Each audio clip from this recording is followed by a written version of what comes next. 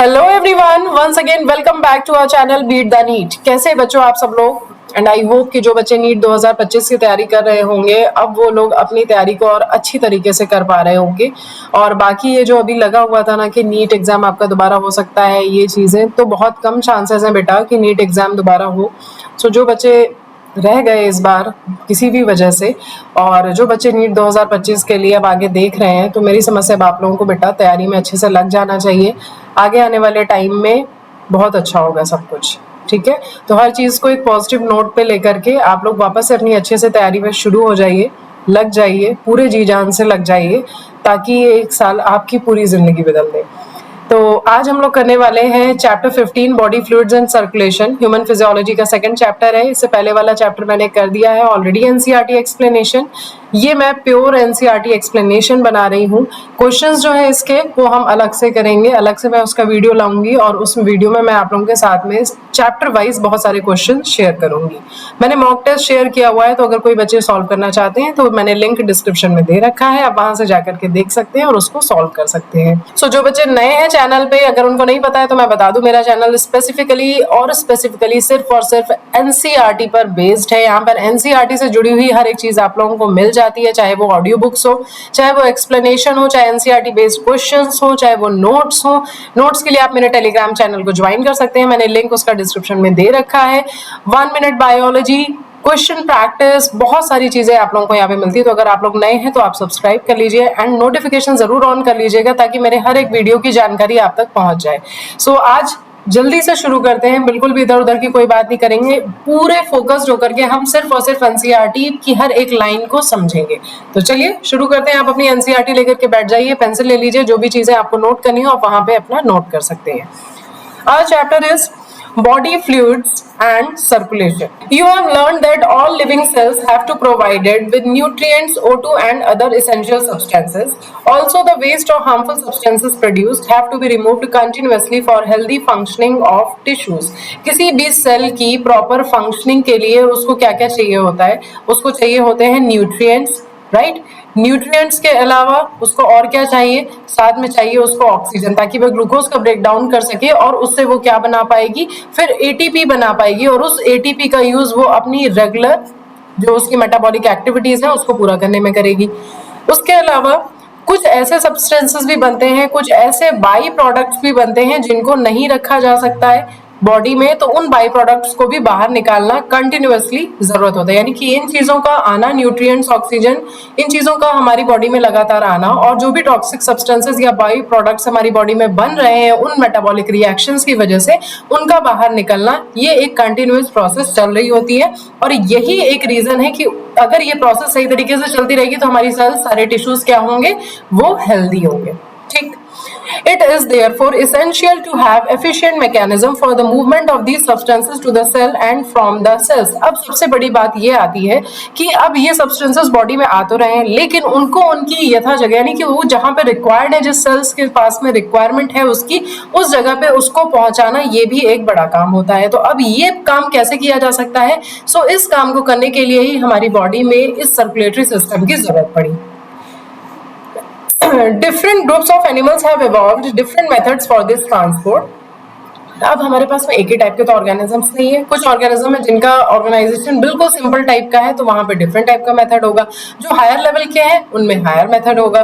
तो देखते हैं, हम लोग शुरू से देखते हैं। यहाँ पे सबसे पहले है simple organisms like sponges, coelenterate circulate water from their surrounding through their body cavities to facilitate the cells to exchange these substances. अब जैसे कुछ ऑर्गेनिज्म हो गए, जैसे स्पॉन्जेस हो गए, कंटिन्यूअसली वाटर में रह रहे हैं। सिलेंट्रेट्स हो गए, तो इनकी बॉडी में क्या है? कंटिन्यूअसली वाटर का फ्लो चल रहा होता है, और उस फ्लो के साथ में ही ये सारी चीजें अंदर आ रही होती हैं। सेल्स उनको वहां से ले लेती हैं, और जो भी टॉक्सिक सब्सटेंसेस होते हैं वो उनमें रिलीज कर दिए जाते हैं, और वो फिर बॉडी से बाहर चले जाते हैं। तो वो इस तरह से अपने सर्कुलेटरी सिस्टम को मैनेज कर रहे होते हैं। थोड़ा सा और बढ़ेंगे आगे हम कॉम्प्लेक्स ऑर्गेनिज्म में, तो more complex organism use special fluids within their bodies to transport such materials. अब कॉम्प्लेक्स ऑर्गेनिज्म में आएंगे तो वो थोड़ा सा और स्टाइलिश होगा कि नहीं, हमारा अपना अलग फ्लूइड होगा बॉडी में। हम ऐसा नहीं कि पानी के साथ में आ रहा है, क्योंकि भाई हम मरीन नहीं है ना, हम पानी में नहीं रहते हैं, हम टेरेस्ट्रियल वाले हैं। तो टेरेस्ट्रियल्स के लिए मेनली क्या आया? कि उन्होंने अपना एक अलग फ्लूइड बनाया, ठीक है। Not only terrestrial, some aquatic are also there. So उनमें उन्होंने अपने लिए बॉडी फ्लूइड अलग रखा और उस बॉडी फ्लूइड के जरिए वो पूरा न्यूट्रिएंट्स हो या फिर वो ऑक्सीजन यानी कि गैसेस हो या कोई भी बाई प्रोडक्ट टॉक्सिक सब्सटेंसेस बाहर निकालने वाले हो, तो उनका लेना देना वो उसके थ्रू करते हैं। Blood is the most commonly used body fluid by most of the higher organism including humans for this purpose. अब इसमें जो सबसे टॉप मोस्ट कैटेगरी में आता है वो होता है ब्लड। ब्लड का यूज किया जाता है हायर ऑर्गेनिज्म में including human for this purpose, इस काम के लिए किया जाता है।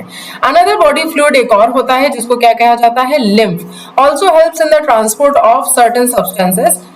और दूसरा बॉडी फ्लूइड क्या है हमारे पास में, लिम्फ है। देखो हमारे पास में मेनली क्या होते हैं, कनेक्टिव टिश्यूज होते हैं, राइट। कनेक्टिव टिश्यूज जो होते हैं इनमें फाइबर्स पाए जाते हैं, right.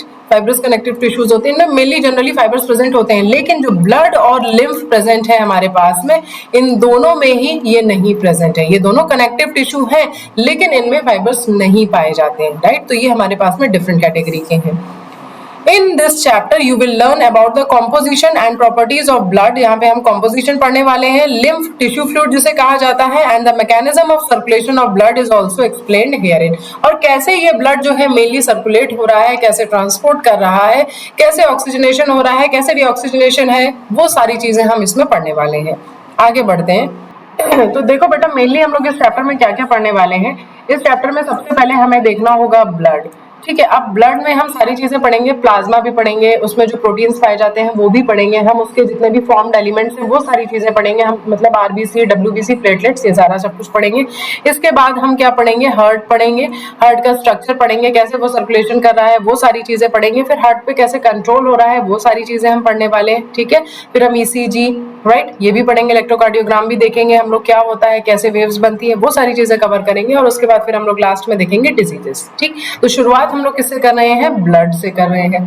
Blood is a special connective tissue. Blood एक स्पेशल कनेक्टिव टिश्यू होता है कंसिस्टिंग ऑफ फ्लूइड मैट्रिक्स पाया जाता है, उसमें प्लाज्मा पाया जाता है और साथ में फॉर्म्ड एलिमेंट्स पाए जाते हैं। कुछ क्या क्या चीजें पाई जाती है इसमें, एक प्लाज्मा प्रेजेंट होगा और साथ ही साथ में प्रेजेंट होंगे फॉर्म्ड एलिमेंट्स। सबसे पहले हम देखेंगे प्लाज्मा को। सो plasma is a straw coloured. Straw coloured का मतलब होता है लाइट येलो कह सकते हैं आप, राइट, या फिर पेल येलो कलर का कह सकते हैं। और विस्कस फ्लूइड होता है। विस्कस मतलब क्या होता है, थोड़ा सा ये गाढ़ा होता है, जैसे हनी होता है ना उस तरह से होता है। एंड कॉन्स्टिट्यूटिंग अराउंड 55%, कितना होता है, 55% ऑफ द ब्लड हमारा प्लाज्मा होता है। अब प्लाज्मा में 90 to 92% हमारे होते हैं water and proteins contribute 6 to 8% in it. 90% कितना हो गया, 90 से 92% तो इसमें प्रेजेंट है हमारा H2O, और इसके अलावा जो 6 to 8% है उसमें हमारे प्रेजेंट है क्या, जितने भी हमारे मेजर प्रोटीन्स है। मेजर प्रोटीन्स में यहाँ पे कौन कौन से हैं, एक तो हो गया आपका ये फाइब्रिनोजन, दूसरा हो गया आपका ग्लोबुलिन्स और तीसरा हो गया आपका एल्बुमिन्स। इन प्रोटीन्स के अलग अलग फंक्शंस हैं, अभी आगे हम देखेंगे। तो मेनली क्या हो गया, याद रखने वाली चीज है कि 90 to 92% इसमें तो हो गया हमारा वाटर, और बाकी का जो हमारा बच रहा है 6 to 8% इसमें हमारे फाइब्रिनोजन होते हैं, ग्लोबुलिन्स होते हैं एंड एल्बुमिन्स, जो मेजर प्रोटीन्स मैं आपको बता रही हूँ। इसके अलावा और भी होते हैं लेकिन मेजर ये 3 प्रोटीन होते हैं। अब आगे पढ़ते हैं। फाइब्रिनोजेंस आर नीडेड फॉर क्लॉटिंग और कोगुलेशन ऑफ ब्लड। जो फाइब्रिनोजेंस है बेटा उनका मेनली काम क्या है, ब्लड क्लॉटिंग, ठीक है। इनके बिना ब्लड की क्लॉटिंग पॉसिबल नहीं है। Globulins primarily are involve in defence mechanism. Globulins को किस में इन्वॉल्व किया गया है, आपके डिफेंस मैकेनिज्म में। हमारी बॉडी में जितनी भी ये इम्यूनोग्लोबुलिन्स पाए जाते हैं, जो एंटीबॉडीज पाए जाते हैं, वो इन्हीं के बने होते हैं, राइट। तो ये ग्लोबुलिन्स का मेनली काम क्या हो गया, डिफेंस, हमारी बॉडी को प्रोटेक्शन प्रोवाइड करना of the body. And the albumins help in osmotic balance. अब हमारी बॉडी में ऑस्मोटिक बैलेंस भी चाहिए होता है ना, एक सॉल्ट एंड वाटर, सॉल्ट का वाटर में कितना डिसॉल्व है उसका एक बैलेंस मेंटेन रखना पड़ता है हर एक बॉडी में।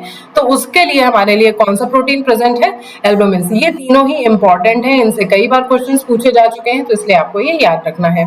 फिर आता है plasma also contains small amounts of minerals, sodium, calcium, magnesium, bicarbonate, chloride etcetera. ये जो बताए हैं मैंने, जो आपके दिख रहे हैं ना, तो इनको आपको बहुत अच्छी तरीके से ध्यान रखना है कि कौन से आयन से कह रहा है, आपको ये अच्छे से याद रखना है। जैसे sodium, calcium, magnesium, bicarbonate and chloride, ये सारे ही आपके लिए बहुत ज्यादा इंपॉर्टेंट है। इसके अलावा और भी होते हैं लेकिन ये मेजरली होते हैं। तो glucose, amino acids, lipids etcetera भी प्रेजेंट होते हैं, क्योंकि कहाँ जाएगा ग्लूकोज, उसी में तो प्रेजेंट होगा। अमाइनो एसिड्स भी वहीं पे होंगे, लिपिड्स भी वहीं पे प्रेजेंट होंगे। are also present in plasma as they are always in transit in the body. ठीक है। फैक्टर्स फॉर कोगुलेशन और clotting of blood are also present in the plasma and in an inactive form. अब ये जितने भी हमारे clotting blood clotting factors हैं ये हमारे प्लाज्मा में प्रेजेंट होते हैं, लेकिन ये किस फॉर्म में प्रेजेंट होते हैं बेटा, ये इनएक्टिव फॉर्म में प्रेजेंट होते हैं। अब हर वक्त तो एक्टिव फॉर्म में नहीं कर सकते ना, अगर एक्टिव फॉर्म में रहेंगे तो क्या होगा, हमारा ब्लड क्लॉट हो जाएगा, वो फ्लो ही नहीं कर पाएगा। तो ये इनएक्टिव फॉर्म में रहते हैं, लेकिन जब जैसे कोई इंजरी हो जाए, कहीं कट लग जाता है कहीं ऐसी जगह पे, वो जाकर के वहां पर उस जगह टाइम पे हमारे कुछ ऐसे एंजाइम्स और कुछ ऐसे प्रोटीन्स रिलीज होते हैं जिनकी वजह से ये एक्टिव फॉर्म में कन्वर्ट हो जाते हैं। अभी ये एक पूरी कास्केड प्रोसेस को हम अच्छे से आगे देखेंगे, लेकिन ये मेनली इनएक्टिव फॉर्म में होते हैं, आप बस इतना ध्यान रखिए। और जब जरूरत पड़ती है तो ये एक्टिव होकर के उस जगह पे क्लॉटिंग का प्रोसेस कर देते हैं। ठीक है।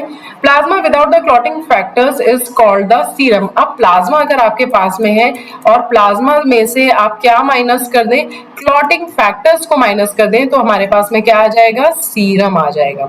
ठीक है, ये इंपॉर्टेंट है तो इसको याद रखिएगा। नेक्स्ट आते हैं हमारे फॉर्म्ड एलिमेंट्स। सो इरेथ्रोसाइट हो गया एक, तो ल्यूकोसाइट हो गया, और इसके अलावा क्या हो गए, platelets are collectively called formed elements. इन तीनों को ही मिलाकर के क्या कहा जाता है, फॉर्म्ड एलिमेंट्स कहा जाता है। एंड ये अराउंड 45% ब्लड का बनाते हैं। 55% हमारा क्या था, हमारा प्लाज्मा था, एंड जो रिमेनिंग 45% है that is the formed elements. ठीक है। सबसे पहले हम देखेंगे इरेथ्रोसाइट्स को। इरेथ्रोसाइट्स यानी कि रेड ब्लड सेल्स या फिर आप आरबीसी कह सकते हैं, are the most abundant of all the cells in blood. जो ब्लड में जितनी भी सेल्स पाई जा रही हैं लगभग 99% से भी ज्यादा यहाँ में हमारी क्या होती हैं, आरबीसीज ही होती है।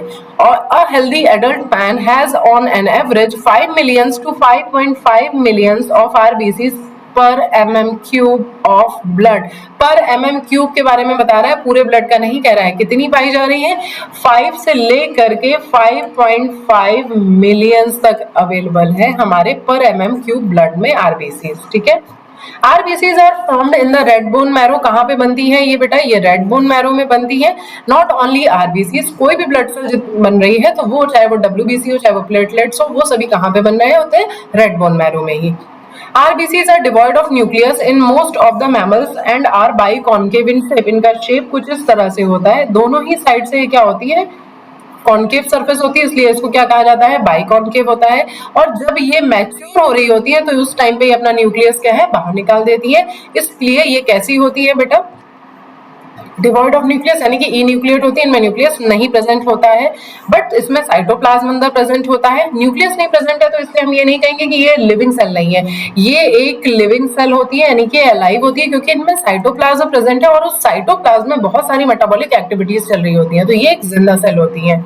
They have a red colored iron containing complex protein called hemoglobin। इनके पास में एक आयरन कंटेनिंग पिगमेंट पाया जाता है जिसे क्या कहा जाता है, हीमोग्लोबिन कहा जाता है।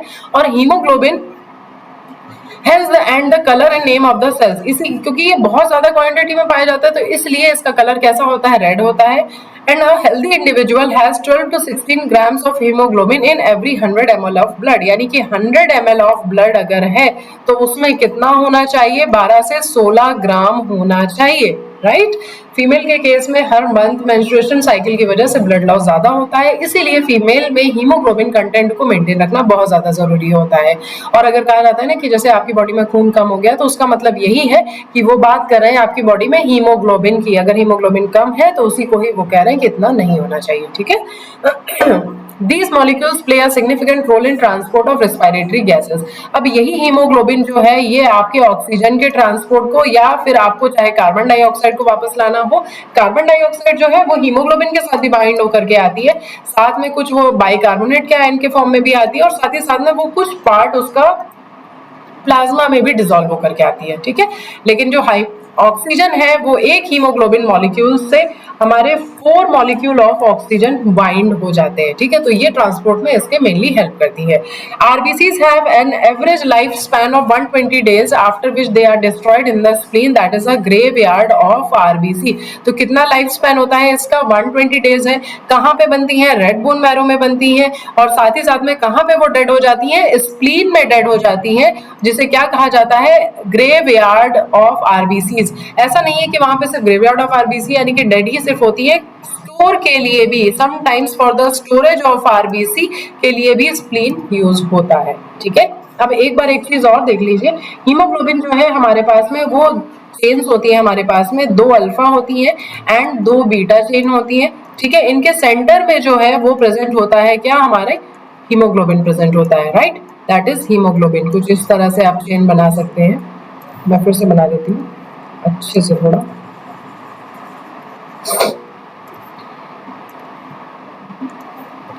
राइट, ये एक हो गया, एक ये हो गया, एक ये हो गया, एक ये हो गया, राइट। तो यहाँ पे कुछ इस तरह से निकली होती है चेन्स, ये, राइट। यहाँ इनके सेंटर में क्या प्रेजेंट होता है?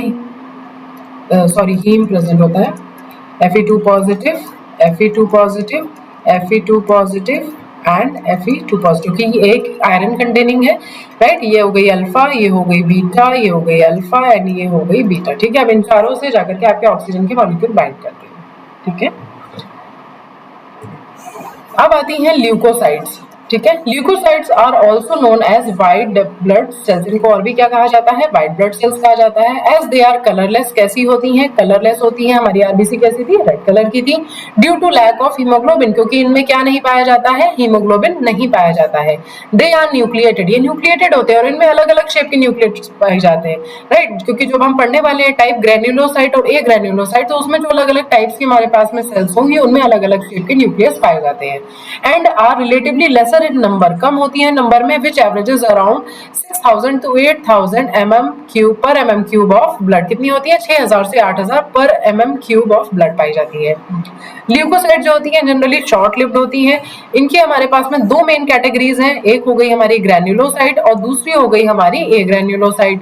Neutrophils, eosinophils and basophils are different granulocyte. हमारे पास में ग्रैन्युलोसाइट्स के 3 टाइप हैं, यहाँ पे लिख देते हैं ग्रैन्युलोसाइट्स, राइट। इसके 3 टाइप्स हैं हमारे पास में, कौन कौन से हैं? एक हो गए न्यूट्रोफिल्स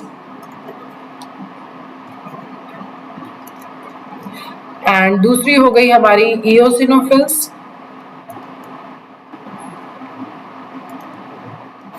और हो गई हमारी बेसोफिल्स।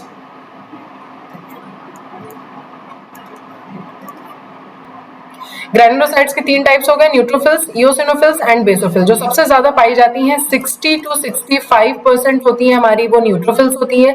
इओसिनोफिल्स जो है वो हमारी 2 से 3% होती हैं एंड ये हमारी 0.5 से अराउंड 1% तक ही होती है, ठीक है। न्यूट्रोफिल्स जो होते हैं ये हमारी क्या होते हैं? फैगोसिटिक होते हैं, दैट इज फैगोसिटिक, यानी कि इनको कोई भी अगर बैक्टीरिया दिखता है तो ये उसको अमीबाइड मूवमेंट की तरह, जैसे अमीबा मूव करता है ना, वैसे मूव करके वो इनगल्फ कर लेते हैं।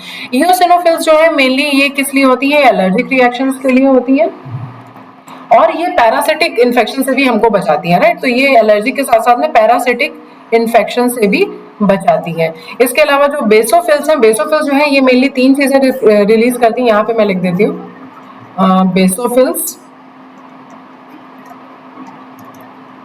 बेसोफिल से 3 चीजें रिलीज होती हैं, एक होता है हिस्टामिन, राइट, दूसरा होता है सेरोटोनिन और तीसरा होता है हेपारिन, ठीक है। अब हिस्टामिन और ये दोनों किसमें? इन्फ्लेमेटरी रिस्पॉन्स में ये हेल्प करते हैं, इन्फ्लेमेटरी रिस्पॉन्स। और जो हिपैरिन होता है बेटा, ये होता है आपका एंटीकोगुलेटिव एजेंट, एंटी कोगुलेशन का इसका काम करता है, ठीक है। तो बेसोफिल से ये 3 रिलीज हो रहे हैं, बाकी आपको न्यूट्रोफिल्स और इओसिनोफिल का भी पता चल गया। एक और होती है आपकी जो न्यूट्रोफिल के अलावा माइक्रोफेजेस होते हैं, अभी हम ग्रैनुलोसाइट में पढ़ने वाले हैं, तो वो भी हमारी कैसी होती है? फैगोसिटिक ही होती है। आगे बढ़ते हैं, ये देखिए यहाँ पे डायग्राम भी दिया हुआ है आपको। इओसिनोफिल बेसोफिल एंड न्यूट्रोफिल, ये इनकी डाई के स्टेन के बेसिस पे दिया गया है कि कौन से किस तरह के डाई में बेस हो जाते हैं। यहाँ पे आप इनके न्यूक्लियस भी, ये जो आप देख रहे हैं ना, ये इनका न्यूक्लियस है। ये देखिए, इसका बाइलोब टाइप का होता है, जैसे हेडफोन होता है ना, वैसा न्यूक्लियस होता है। ठीक है, associated with the allergic reaction, किसके लिए बता रहे हैं, ये देखो, हाँ सॉरी, यहाँ पे हम लोग थे, इतना रह गया पोर्शन। वाइल लिम्फोसाइट एंड, ये जो मैंने अभी आपको एक्सप्लेन कर दिया ना, यही चीज यहाँ पे लिखी हुई है। Lymphocytes and monocytes are the agranulocyte होते हैं। Neutrophils are the most abundant होते हैं, 60 to 65% होते हैं ऑफ द टोटल डब्ल्यूबीसी के। बेसोफिल्स जो होते हैं वो 0.5 से 1% होते हैं, ये लिखा है मैंने। न्यूट्रोफिल्स एंड मोनोसाइट्स होते हैं, ये 6 to 8% होते हैं, and are phagocytic cells which destroy foreign organism and on entering the body. Basophils secrete histamine, serotonin and heparin होते हैं, तीनों के फंक्शन भी मैंने आपको बता दिए, and are involved in inflammatory reactions. Eosinophil जो होते हैं वो 2 से 3% होते हैं, resist infections and are also associated with the allergic reaction. बेटा इनके फंक्शंस जो है ना, जितने भी आपके ये मैं बता रही हूँ, ग्रैन्युलोसाइट, एक ग्रैन्युलोसाइट, डब्ल्यूबीसी के, इनके अलग अलग फंक्शन जो है ना, वो आपको याद रहने चाहिए, वो इंपॉर्टेंट है। ठीक, लिम्फोसाइट्स हमारे पास में है 20 से 25% होते हैं lymphocytes, and are of 2 major type हमारे पास में होते हैं ना, T lymphocytes and B lymphocyte. ठीक है, जो ग्राफ रिजेक्शन वाला हमारा क्वेश्चन आता है वो जनरली वो हमारा मेनली किससे होता है, टी लिम्फोसाइट की वजह से होता है। ग्राफ रिजेक्शन पे बहुत बार क्वेश्चन पूछा जाता है, तो ये इंपॉर्टेंट है। बोथ बी एंड टी, तो ये हमारा इंपॉर्टेंट है। Both B and T lymphocytes are responsible for immune responses of the body, ये हमारी बॉडी के इम्यून रिस्पॉन्स के लिए रिस्पॉन्सिबल होते हैं। प्लेटलेट्स को और क्या कहा जाता है, इनको कहा जाता है thrombocytes, and are cell fragments produced by the megakaryocyte. किसके टुकड़े होते हैं, एक बड़ा सा टुकड़ा होता है मेगा कैरियोसाइट, उसके अलग अलग छोटे छोटे टुकड़े हो जाते हैं, जिससे क्या बन जाती है, प्लेटलेट्स बन जाती है। और ये कहाँ बन रही है, बोन मैरो में ही बन रही है, शुरू में ही बताया था। ब्लड नॉर्मली कंटेन्स 1.5 लाख से 3.5 लाख, आपके पास में कितनी पर mm³ में हमारे पास में प्लेटलेट्स होती हैं। Platelets can release a variety of substances, most of which are involved in the coagulation और क्लॉटिंग ऑफ ब्लड। जो मेनली इसके लिए रिस्पॉन्सिबल है, that is the clotting of blood. ठीक है, ब्लड क्लॉटिंग मेन फंक्शन है, अगर ये नहीं होंगी तो क्या होगा, ब्लड को क्लॉट करना मुश्किल हो जाएगा। ठीक है, तो इनका मेन फंक्शन जो है आपका ये है, ये ऐसे केमिकल रिलीज करते हैं जो उनको हेल्प करते हैं क्लॉटिंग में। A reduction in their number can lead to the clotting disorder, which will lead to excessive loss of blood from the body। अगर ये नहीं होंगे तो क्या होगा, excessive blood loss होने के चांसेस होंगे। अब आगे हमारा ब्लड वाला पोर्शन पूरा कंप्लीट हो गया, अब हम लोग आ गए हैं ब्लड ग्रुप्स में। So as you know, blood of human beings differ in certain aspects, though it appears to be similar. देखने में तो सिमिलर लगता है, लेकिन ये अलग होता है, हर एक के अंदर अलग अलग होता है। Various types of grouping of blood has been done, to such groupings are ABO and Rh. किसके बेसिस पे मेनली बांटा गया है, एक एबीओ और दूसरा Rh factor, Rh positive and negative के बेसिस पे। ठीक है, और ये एबीओ ब्लड ग्रुप इसके बेसिस पे are widely used all over the world. सबसे पहले हम देखते हैं ABO grouping. ABO grouping is based on the presence और absence of the two surface antigens chemicals that can induce immune response. इसका मैंने एक अलग से वीडियो बना रखा है, मैं उसको डाल दे रही हूँ नीचे डिस्क्रिप्शन में उसका लिंक, तो वहां पे मैंने ब्लड ग्रुपिंग को बहुत अच्छे से एक्सप्लेन किया, वहां से भी आप उसको समझ सकते हैं। एबीओ ब्लड ग्रुपिंग का जो मेनली किया गया है वो आरबीसीज के ऊपर क्या एंटीजन प्रेजेंट होते हैं उसके बेसिस पे किया गया है, on the RBCs namely A and B. Similarly, the plasma of different individuals contain two natural antibodies protein produced in response to antigen। अब जो एंटीजन उस पर प्रेजेंट होगा आरबीसी, उसके रिस्पॉन्स पे वहां पे हमारे प्लाज्मा में कौन सी एंटीबॉडी प्रेजेंट है उसके बेसिस पे होगा। The distribution of antigen and antibodies in the 4 groups of blood AB and O are given in table 15.1। अभी हम टेबल भी देखेंगे।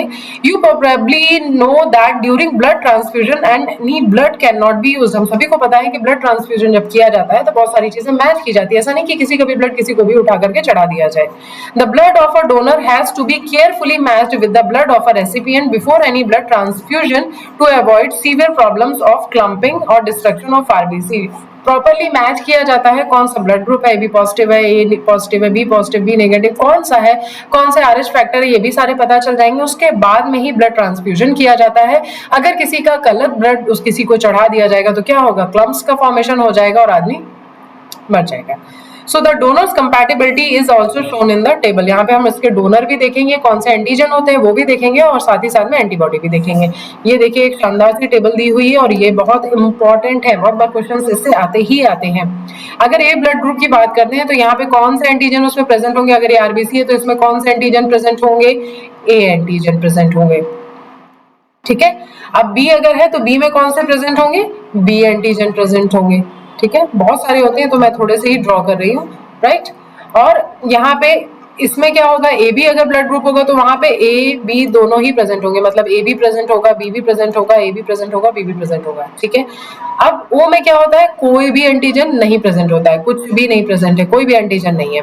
अब जो एंटीजन अगर प्रेजेंट है, ठीक है, तो उसके हम प्लाज्मा में अगर देखेंगे तो उसके उल्टी एंटीबॉडी प्रेजेंट होगी। तो यहाँ पे क्या होगा, क्योंकि अगर एंटीबॉडी ए प्रेजेंट होगी तो क्या ये बच पाएगा, नहीं बच पाएगा ना, तो वहां पे एंटीबॉडी कौन सी प्रेजेंट होगी, बी प्रेजेंट होगी। अगर बी ब्लड ग्रुप है और बी एंटीजन प्रेजेंट है तो वहां पे क्या है, हमारी एंटीबॉडी ए प्रेजेंट है। अब ए बी में तो क्या है, ए एंटीजन भी है और बी एंटीजन भी है, तो वहां पे हमारी क्या कोई एंटीबॉडी होगी, नहीं होगी, कुछ भी नहीं होगी। लेकिन ओ में क्या है, हमारा कोई भी एंटीजन नहीं है, तो वहां पे आप सारी एंटीबॉडी दे दो, ए की भी दे दो, बी की भी दे दो, ए भी सारी मतलब सारी प्रेजेंट होगी। जो ब्लड ग्रुप के नेम दिए जाते हैं, जैसे ए ब्लड ग्रुप है, बी ब्लड ग्रुप है, ए बी है और ओ है, जो हम ये दे रहे हैं नाम, ये आरबीसी पे उस पे कौन सा एंटीजन प्रेजेंट है उसके बेसिस पे देते हैं। अगर ए एंटीजन प्रेजेंट है तो ए ब्लड ग्रुप हो गया, बी एंटीजन प्रेजेंट है तो बी ब्लड ग्रुप हो गया, ए बी प्रेजेंट है दोनों तो ए बी हो गया, और अगर कोई नहीं प्रेजेंट है तो ओ ब्लड ग्रुप हो गया। ठीक है, एंटीबॉडीज के बेसिस पे नहीं दिया जाता है। अब कौन किसको ब्लड दे सकता है ये देख सकते हैं। देखो, ए अगर ब्लड ग्रुप का व्यक्ति है तो उसको ए वाला तो देगा ही देगा, साथ में ओ भी दे सकता है।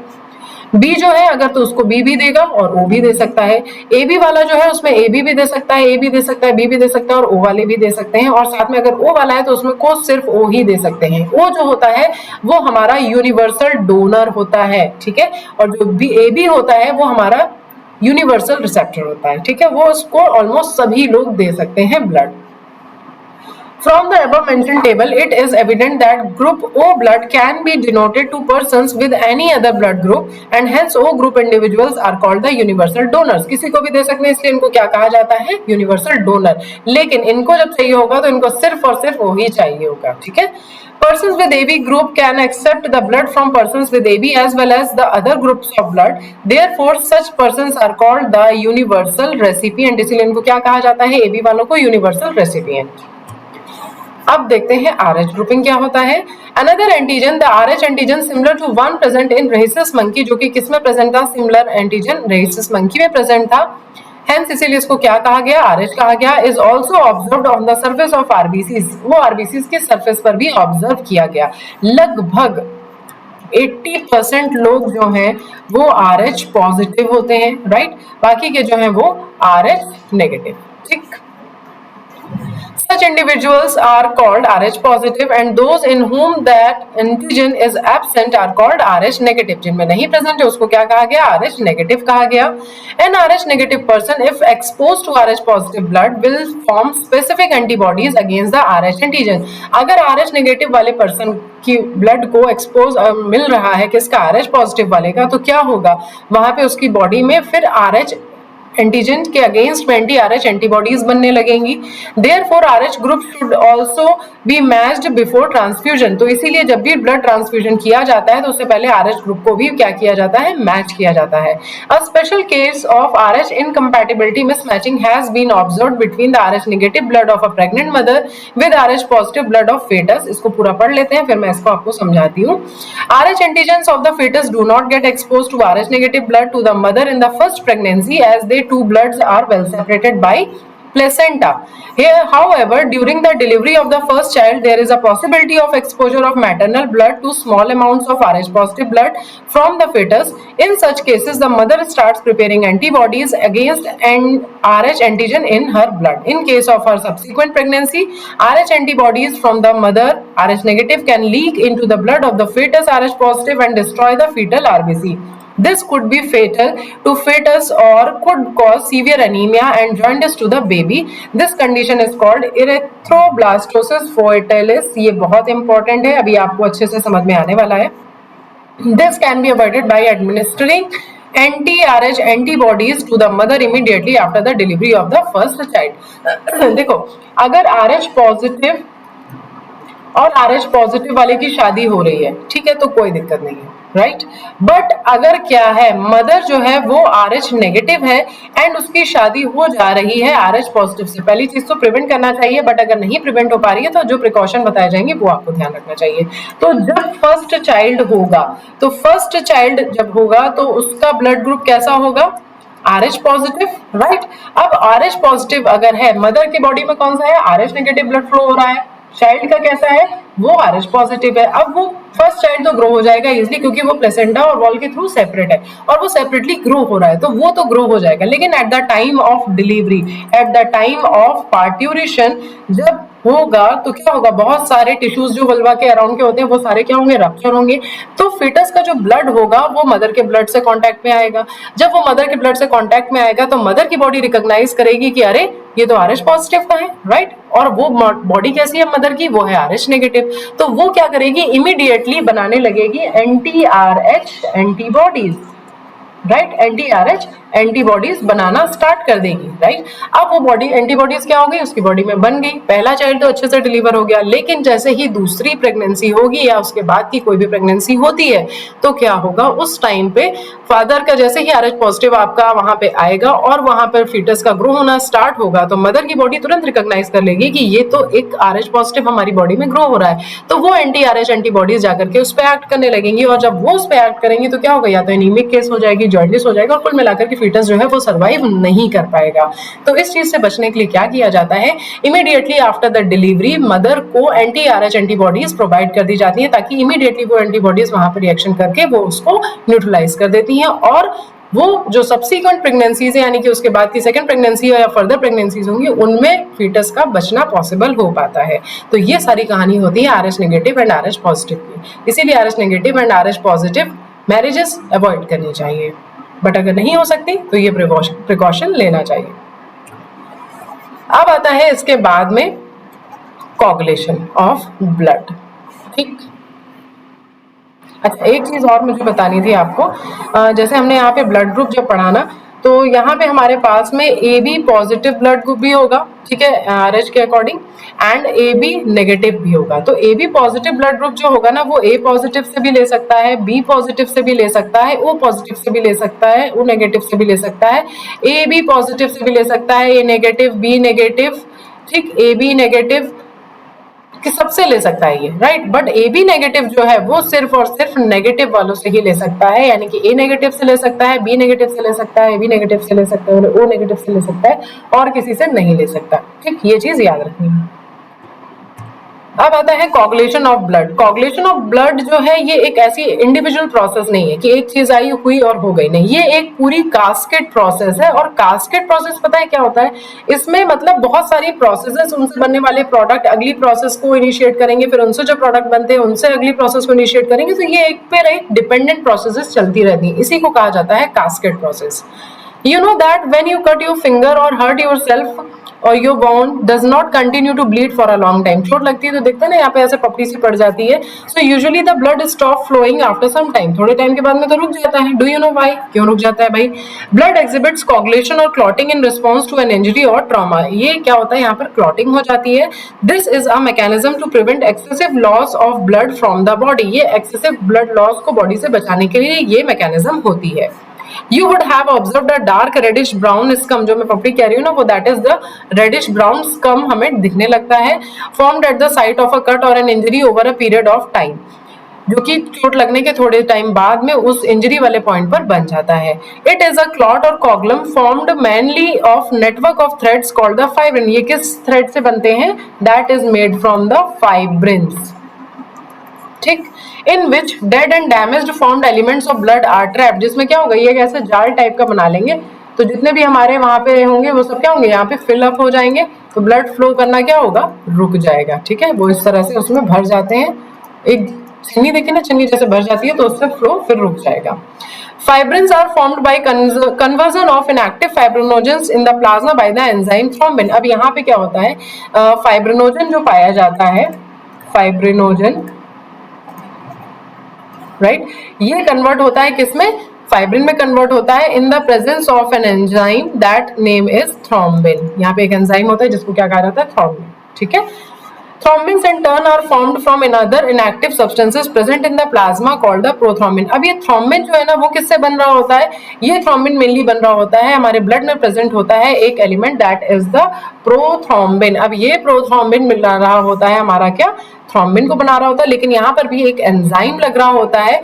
सो एन एंजाइम कॉम्प्लेक्स थ्रोम्बोकाइनेज, ये एंजाइम कॉम्प्लेक्स है हमारा thrombokinase, right, is required for the above reaction. यानी कि यहाँ पे मैं शॉर्ट में लिख रही हूँ प्रोथ्रोम्बिन जो है यहाँ पे हमारा थ्रोम्बोकाइनेज एंजाइम आएगा और वो थ्रोम्बोकाइनेज एंजाइम क्या बना देगा? हमारा थ्रोम्बिन बना देगा और ये थ्रोम्बिन जाकर के फाइब्रिनोजन को फाइब्रिन में कन्वर्ट करने में हेल्प करेगा. This complex is formed by a series of linked enzymatic reaction cascade process जिसको कहा जाता है involving a number of factors present in the plasma in an active state, जो कि प्लाज्मा में प्रेजेंट inactive state के जितने भी होते हैं उनकी वजह से ये होती है. पहले तो inactive थे ना, मैंने आपको स्टार्टिंग में बताया था, फिर जैसे जैसे ये एक्टिवेट होते जाते हैं और इस प्रोसेस को कंटिन्यू करते हैं. An injury or a trauma stimulates the platelets into the blood to release certain factors. जैसे इंजरी और ट्रॉमा एक कुछ इस तरह की कंडीशन आती है तो ये प्लेटलेट्स को स्टिमुलेट करते हैं ऐसे फैक्टर्स रिलीज करने के लिए जो कोगुलेशन के मैकेनिज्म को एक्टिवेट कर सके. Certain factors released by the tissues at the injury site also can initiate coagulation. कुछ ऐसे फैक्टर्स जहां पे हमारा वुंड हो, यानी कि जहां पे हमारी घाव हो, कहीं कट लग गया है, तो वहां पे भी कुछ ऐसे फैक्टर्स रिलीज होते हैं जो क्लॉटिंग को इनिशिएट करने में हेल्प करते हैं. Calcium ion play a very important role in clotting. Calcium ion का यहाँ पर बहुत बड़ा रोल होता है क्लॉटिंग में. इसका मैं आपके लिए अलग से एक वीडियो बनाऊंगी जिसमें मैं एक शॉर्ट बना दूंगी जिसमें मैं आपको ये पूरी क्लॉटिंग की जो प्रोसेस है ना उसको अच्छी तरह से समझा दूंगी. इसके बाद आता है हमारा क्या? लिम्फ. लिम्फ जिसको क्या कहा जाता है? टिश्यू फ्लूइड भी कहा जाता है. As the blood passes through the capillaries and tissues. देखो जब तक आर्टरीज और वेन में ब्लड फ्लो कर रहा होता है तो उसकी वॉल तो सही होती है, उसमें नहीं होता. जब तक कैपिलरीज जो होती है ना वो सिंगल वॉल्ड होती है. सिंगल वॉल्ड होंगी तो जैसे ही थोड़ा सा भी ज्यादा प्रेशर होगा तो यहाँ से स्क्वीज आउट होने लगता है, राइट. किसी भी चीज को आपने जैसे पनीर कभी बनाया होगा तो उसको ऐसे रख करके हम कस के दबाते हैं तो नीचे से जितना भी उसमें एक्स्ट्रा फ्लूइड होता है ना वो क्या होता है? निकल जाता है पतले कपड़े से जब. तो ठीक उसी तरह से यहाँ पे हमारी कैपिलरीज होती हैं तो इसमें से कुछ फ्लूइड ऊजेस आउट हो जाता है, राइट, बाहर आ जाता है. Some water along with many small water soluble substances. अब इसके इस तरह से छन के आ रहा है तो डेफिनेटली इसमें से बहुत बड़े सब्सटेंसेस तो नहीं आ सकते, तो कुछ स्मॉल मॉलिक्यूल्स ही होते हैं एंड वाटर होता है मेनली.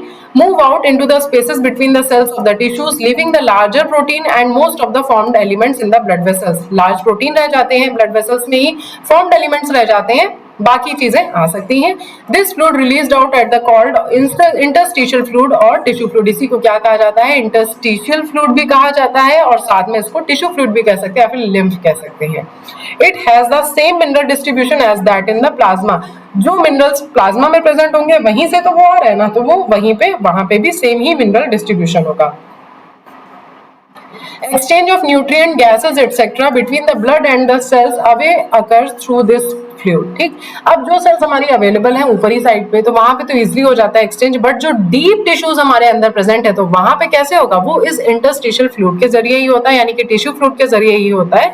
ये गैसेस एक्सचेंज, उन तक न्यूट्रिएंट पहुंचाना, तो इन सब में ये लिम्फ का ही रोल होता है.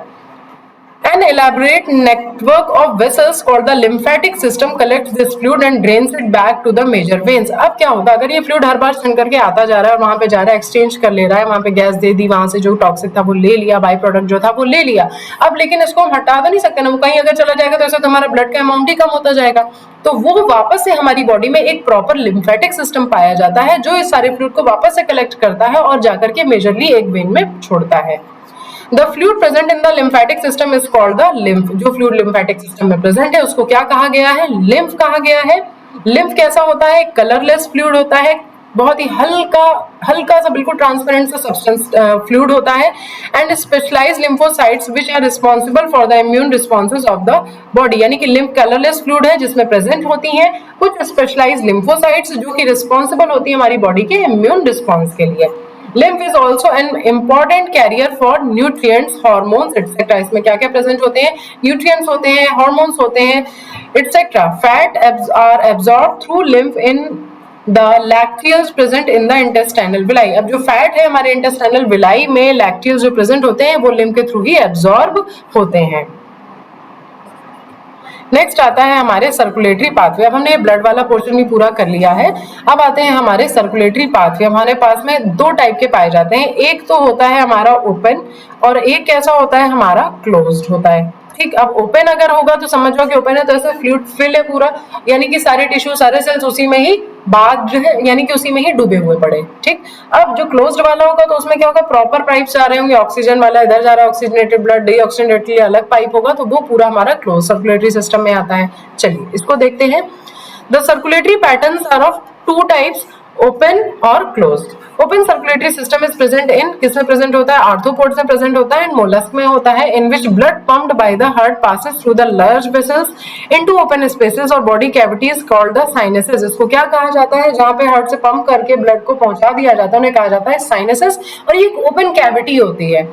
Annelids and chordates have closed circulatory system, जबकि Annelida and chordata इन दोनों में क्या पाया जाता है, closed circulatory system पाया जाता है, in which blood pumped by the heart is always circulated through a closed network of blood vessels। यहाँ पे ब्लड को हमेशा पंप किया जाता है, closed blood networks जो vessels होती हैं उनके नेटवर्क्स में ब्लड पूरा फ्लो होता है।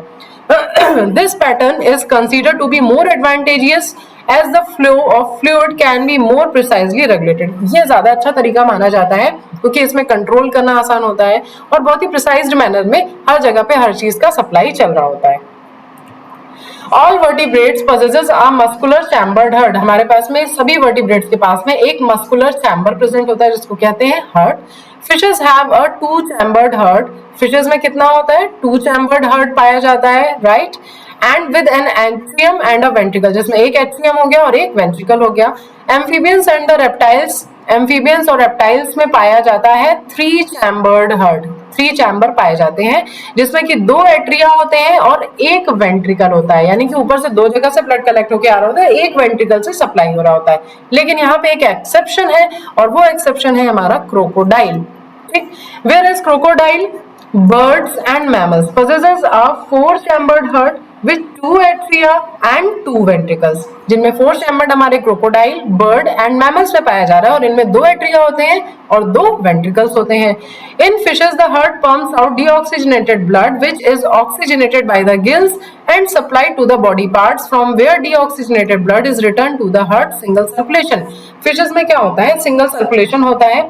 यहाँ पे जो हमारा हार्ट है वो पंप करता है डीऑक्सीजनेटेड ब्लड को, जो कि हमारा गिल्स के थ्रू क्या होता है, उसमें ऑक्सीजनेशन हो जाता है, CO2 चली जाती है और ऑक्सीजन डिसॉल्व होके आ जाती है और फिर वो हमारे बॉडी पार्ट्स में क्या है, सप्लाई कर दिया जाता है, जहां से फिर वापस से डीऑक्सीजनेटेड ब्लड रिटर्न होकर के हार्ट में आ जाता है और इसको पूरा एक सिंगल सर्कुलेशन कहा जाता है। जबकि एम्फीबियंस एंड रेप्टाइल्स में लेफ्ट एट्रियम में रिसीव होता है oxygenated blood from the gills, lungs and skin, and the right atrium gets deoxygenated blood from the body parts। और जबकि लेफ्ट एट्रियम में क्या इकट्ठा हो रहा है, हमारा ऑक्सीजनेटेड ब्लड हो रहा है, कहीं से भी ऑक्सीजनेशन होकर के आ रहा हो, चाहे वो लंग से आ रहा हो, चाहे वो गिल से आ रहा हो, चाहे वो स्किन से आ रहा हो। और जो राइट एट्रियम होता है वहां पे हमारा डीऑक्सीजनेटेड वाला आ रहा होता है। ठीक, however they get mixed up in the single ventricle, लेकिन वो दोनों ही जाकर के किस में खुल रहे होते हैं, सिंगल वेंट्रिकल में खुल रहे होते हैं, which pumps out mixed blood in complete double circulation, जो कि फिर बाकी बॉडी पार्ट्स में पंप कर रहा होता है। तो ये एक तरह से होता है डबल सर्कुलेशन है, लेकिन पूरा क्लियर नहीं है, तो इसीलिए इसको क्या कहा जाता है, incomplete double circulation. In birds and mammals, oxygenated and deoxygenated received from the left and right atria। अब बर्ड्स में, मैमल्स में, क्रोकोडाइल में चार चैम्बर है, दो एट्रिया हो गए और दो वेंट्रिकल हो गए। ठीक, अब उसमें क्या है, एट्रिया में जो है एक जगह पे राइट एट्रियम में आपका डीऑक्सीजनेटेड आएगा, लेफ्ट में आपका ऑक्सीजनेटेड आएगा, प्रॉपर्ली सेप्टम लगे हुए हैं, फिर वो अपने रिस्पेक्टिव वेंट्रिकल्स में जाएगा और फिर वहां से जहां सप्लाई होनी वो वहां से होगा। अभी हम देखेंगे कैसे सप्लाई है। The ventricles pumped it without any mixing up, कोई भी किसी तरह की मिक्सिंग नहीं होती है। Two separate circulatory pathways are present in these organisms। दो सर्कुलेटरी पाथवेज होते हैं, एक तो होता है जो बॉडी के टिश्यूज में, सेल्स में सप्लाई कर रहा होता है, दूसरा जो होता है जो ऑक्सीजनेशन कर रहा होता है वो लंग्स में सप्लाई चल रही होती है। Hence these animals have double circulation, इसीलिए इनमें क्या होता है, डबल सर्कुलेशन होता है, यानी कि हार्ट से ब्लड दो बार पास ऑन होता है पूरी बॉडी में सप्लाई होने पर। Let us study the human circulatory system। Mainly पढ़ना तो हमें ह्यूमन सर्कुलेटरी सिस्टम ही है। Human circulatory system also called the blood vascular system, इसको क्या कहा जाता है, ब्लड वेस्कुलर सिस्टम भी कहते हैं। Consist of a muscular chambered heart, हमारा हार्ट कैसा होता है, मायोजेनिक होता है, ठीक है, and a network of closed branching blood vessels भी प्रेजेंट होती है, फ्लूइड विच इज सर्कुलेटेड, और ब्लड भी प्रेजेंट होता है जो कि सर्कुलेट होता है, ठीक। अब हार्ट जो है हमारा मीजोडर्मल ओरिजिन का होता है, ठीक, एंड डिराइव्ड ऑर्गन है, is situated in the thoracic cavity में प्रेजेंट होता है हमारी बिटवीन द टू लंग्स, दोनों लंग्स के बीच में थोरैकिक कैविटी में हार्ट हमारा प्रेजेंट होता है, और स्लाइटली वो लेफ्ट की साइड में टिल्टेड होता है, जो कि एक लंग्स में जो है ना लेफ्ट साइड में वो थोड़ा सा अंदर की तरफ में प्रोट्रूड भी होता है, और उसको कार्डियक नॉच कहा जाता है। It has the size of a clenched fist के साइज का होता है। It is protected by a double walled membranous bag, और ये एक डबल वॉल के थ्रू क्या होता है, कवर्ड होता है, जिसको क्या कहा जाता है, पेरिकार्डियम कहा जाता है, इनक्लोजिंग द पेरिकार्डियल फ्लूइड, और इन दोनों के बीच में क्या फिल्ड होता है, पेरिकार्डियल फ्लूइड, इन दोनों वॉल के बीच में पेरिकार्डियल फ्लूइड फिल होता है। आवर हार्ट हैज 4 चैम्बर्स होते हैं, 2 रिलेटिवली स्मॉलर अपर चैम्बर्स, जिसको क्या कहते हैं, जैसे ये अगर मैं यहाँ पे थोड़ा सा बता देती हूँ ड्रॉ करके, यहाँ पे क्या है, हमारे 2 एट्रियम है, और नीचे की तरफ हमारे 2 वेंट्रिकल्स प्रेजेंट होते हैं। कैसा गंदा सा हार्ट है।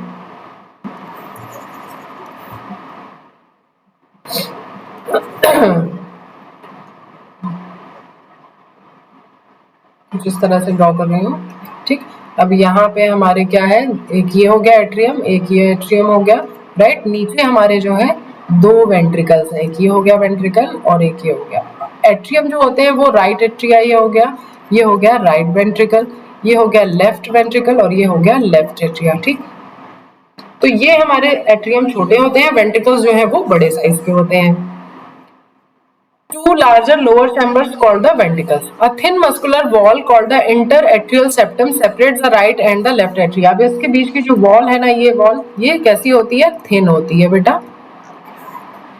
Whereas a thick walled the interventricular septum, जबकि जो यहाँ पे वॉल प्रेजेंट है ये कैसी होती है, ये थिक होती है, राइट। इनकी यहाँ की भी जो वॉल है ना एट्रियम की, वो भी थिन होती है, लेकिन ये जो वॉल होगी एट्रियम और वेंट्रिकल के बीच में, ये कैसी होगी, ये थिक होगी। अच्छा, ऐसा क्यों होता है, क्योंकि एट्रियम में क्या है, ब्लड उनको ज्यादा प्रेशर नहीं लगाना होता है, लेकिन वेंट्रिकल्स को क्या है, वो सप्लाई कर रहे हैं बॉडी में, तो उनको ज्यादा प्रेशर एक्सर्ट करना पड़ता है। तो ज्यादा प्रेशर एक्सर्ट करने के लिए क्या चाहिए, वॉल मजबूत चाहिए, तो इसीलिए इनकी वॉल्स कैसी होती है, थिक होते हैं। इनके बीच के सेप्टम की वॉल भी थिक होगी, इनके सराउंडिंग की वॉल भी जो होगी ना वो भी थिक होगी, यहाँ की भी वॉल क्या होगी, वो थिक होगी। The interventricular septum separates the left and right ventricles. The atrium and the ventricle of the same side are also separated by a thick fibrous tissue called the atrioventricular septum. जो मैंने ये draw किया ना, ये atrio thick fibrous tissues होते हैं, और ये इनको कहा जाता है atrioventricular septum. Each of these septa are provided with an opening around through which the 2 chambers of the same side are connected. यहाँ पे एक ओपनिंग होगी, ठीक है, और एक ओपनिंग यहाँ पर होगी, राइट, और ये वॉल्व से गार्डेड होंगे। अभी आगे बताते हैं।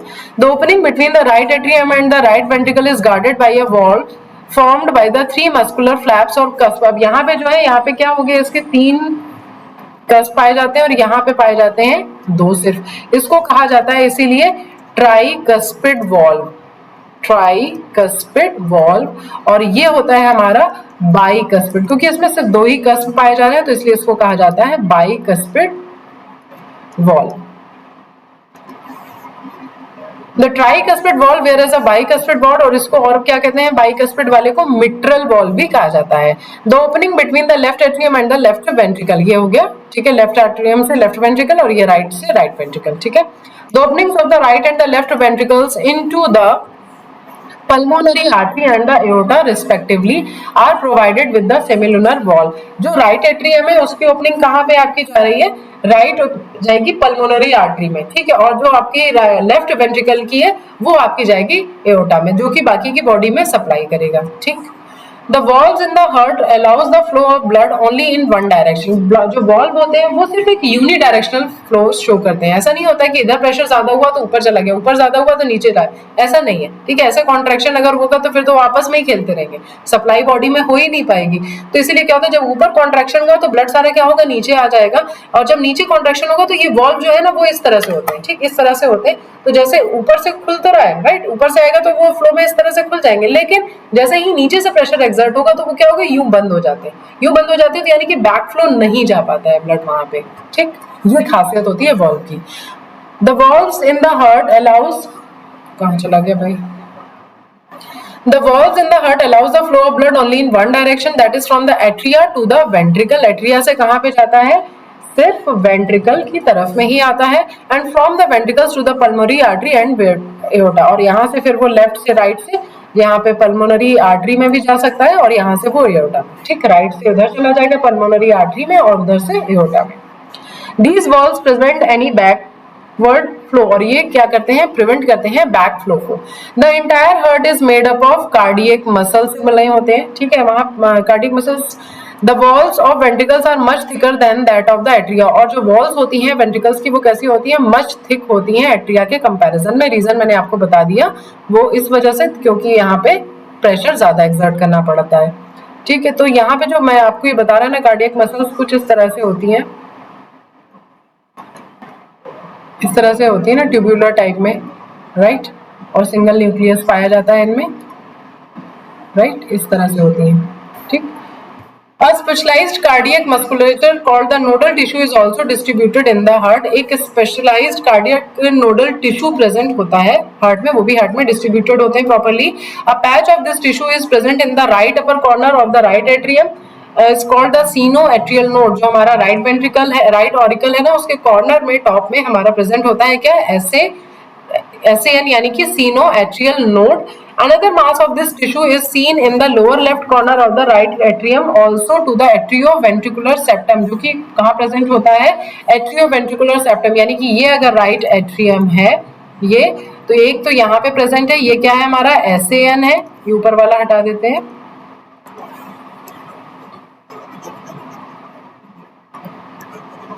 और अच्छे से लिख देते हैं इसको। ठीक, यहाँ पे जो ऊपर ये प्रेजेंट है, जैसे कि ये क्या है हमारा SAN है, और एक जो दूसरा हमारा है यहाँ पे वो बता रहा है that is the AVN, atrioventricular node. ठीक, अब bundle of nodal fibres, atrioventricular bundle, AV bundle. अब यहाँ बीच में फिर क्या, यहाँ पे तो लेफ्ट आर्टिकल हो गया, फिर यहाँ पे राइट वेंट्रिकल और ये हो गया, तो यहाँ पे हमारे क्या होते हैं, बीच में हमारे बंडल होते हैं continuous AVN, which passes through the atrioventricular septa, जो कि एट्रियोवेंट्रिकुलर सेप्टर में उससे पास ऑन करते हैं, and emerge on the top of the interventricular septum, और जो इंटरवेंट्रिकुलर सेप्टम के टॉप में इमर्ज करते हैं, and immediately divides into the left and right bundle. Left and right bundle में क्या होते हैं, वो डिवाइड हो जाते हैं उसके बाद में, and these branches give rise to the minute fibres through the ventricular musculature of the respective sides and are called Purkinje fibres. अब ये क्या है, ये जैसे ये डायग्राम मैंने यहाँ पे बनाया था आपका, यहाँ से ये डिस्ट्रीब्यूट होगा, डिस्ट्रीब्यूट होकर के यहाँ पे हमारे पूरे इधर से यहाँ ऐसे ऐसे फैल जाते हैं, राइट। यहाँ से ये जो फैल रहे हैं ना, इनको क्या कहा जाता है, परकिंजे फाइबर कहा जाता है, राइट। ये होते हैं हमारे परकिंजे fibre.